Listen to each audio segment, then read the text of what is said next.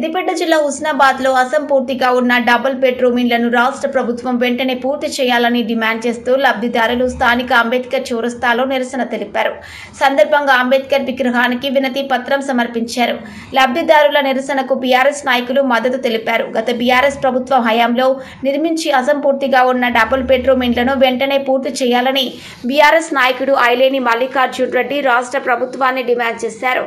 అసంపూర్తిగా ఉన్న ఇండ్లలో లబ్ధిదారులు ఉంటూ నానా ఇబ్బందులు పడుతున్నారన్నారు.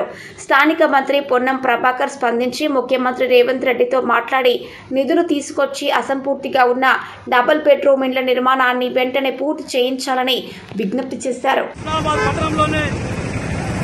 డబుల్ బెడ్రూమ్ నిర్మాణ పనులను పూర్తి చేయాలని కోరుతూ ఈ రోజున లబ్ధిదారులతో కలిసి డాక్టర్ బిఆర్ అంబేద్కర్ గారి విగ్రహానికి వినతి పత్రం ఇవ్వడం జరిగింది.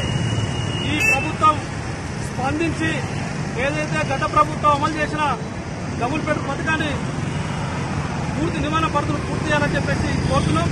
అదేవిధంగా స్థానిక ఎమ్మెల్యే, స్థానిక మంత్రివర్యులు పొన్నం ప్రభాకర్ గారు వెంటనే ముఖ్యమంత్రి గారి దృష్టి తీసుకుపోయి నిధులు తీసుకొచ్చి వెంటనే పనులు నిర్మాణం చేయాలని చెప్పేసి పూర్తి పనులు నిర్మాణం చేయాలని వారిని కూడా కోరడం జరుగుతుంది. అదేవిధంగా చాలా మంది నిలిపేత చాలా సంవత్సరాలు గడుపుతున్నారు. ఏదో ప్రభుత్వం ఇచ్చిన చెప్పి ఆశతోని లబ్ధిదారులకు వచ్చిందనే ఆశ ఈ రోజు నిరాశ అయ్యే పరిస్థితి ఉన్నది. ఇల్లు లేని పరిస్థితుల్లో ఇల్లుకి రాలేని పరిస్థితి ఉంది.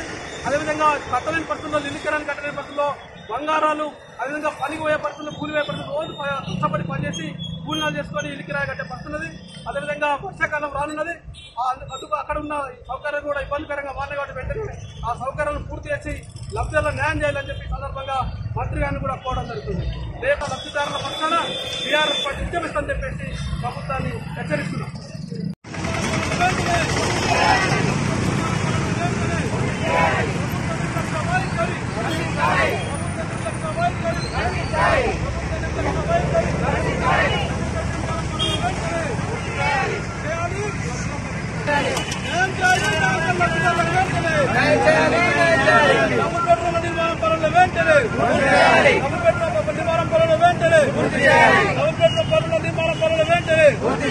ప్రభుత్వ నిర్లక్ష్య